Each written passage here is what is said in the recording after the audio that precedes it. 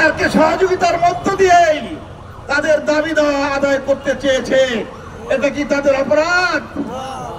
অবশ্যই অপরাধ নয়। আপনি দেশের মানুষই যদি না বাঁচে, শিক্ষকই যদি না বাঁচে, তাহলে সোনার টুকরা সন্তানগুলো তারা কি করে আদর্শ মানুষ হবে? আজকে বাংলাদেশের চতুর্দিকে আমরা যে অন্যায়, অত্যাচার, জুলুম, নির্যাতন, এমনকি স্বৈরাচারী সরকার দেখেছে, সবাই কুশিক্ষার ফল, অশিক্ষার ফল এবং আধুনিক শিক্ষার ফল। প্রিয় ভাইরা, যদি শিক্ষা ব্যবস্থায় নৈতিকতা না থাকে, শিক্ষা ব্যবস্থায় ধর্মের শিক্ষা না থাকে, তাহলে সে শিক্ষা কখনো অনুকরণীয় শিক্ষা হইতে পারে না। আমাদের সন্তানদেরকে শিক্ষার্থীদের যদি সৎ, যোগ্য, ক্ষুধাবিরো এবং অনুকরণীয় ব্যক্তিত্ব, আদর্শ মানুষ হিসেবে তৈরি করতে হয়, তাহলে বাংলাদেশের সকল ধর্মের মানুষের প্রতি সম্মান দিতে হবে।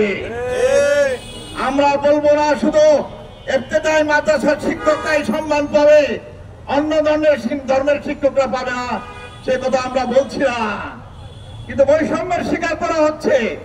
প্রাইমারি স্কুলে একজন, সরকারি স্কুলে একজন টিচার শুরুতে প্রায় 20,000 টাকা বেতন পায়, কিন্তু আমার এই নিবেদিত, নিষ্পেষিত শিক্ষক সমাজ যারা রেস্ট্রিক্ট, তারা মাত্র 3300 এবং 3000 টাকা বেতন পাচ্ছে। এর চেয়ে জাতির কাছে লজ্জার কিছু হতে পারে না। 3000 টাকায় একটা মানুষও চলতে পারে না, পরিবার চলা তো দূরের কথা।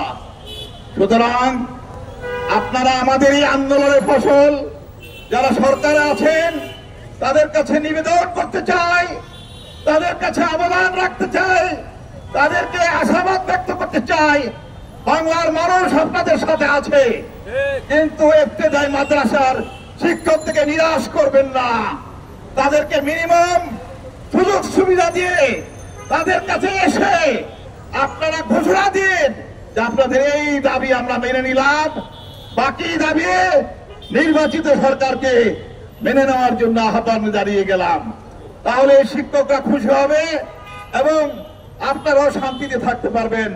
তা নাহলে দিন দিন এই আন্দোলন বড় হবে, ইবতেদায়ী মাদ্রাসাদের পক্ষে দেশের জনগণ আরো ব্যাপকভাবে আসবে, আপনারা এটা ঠেকাতে পারবেন না।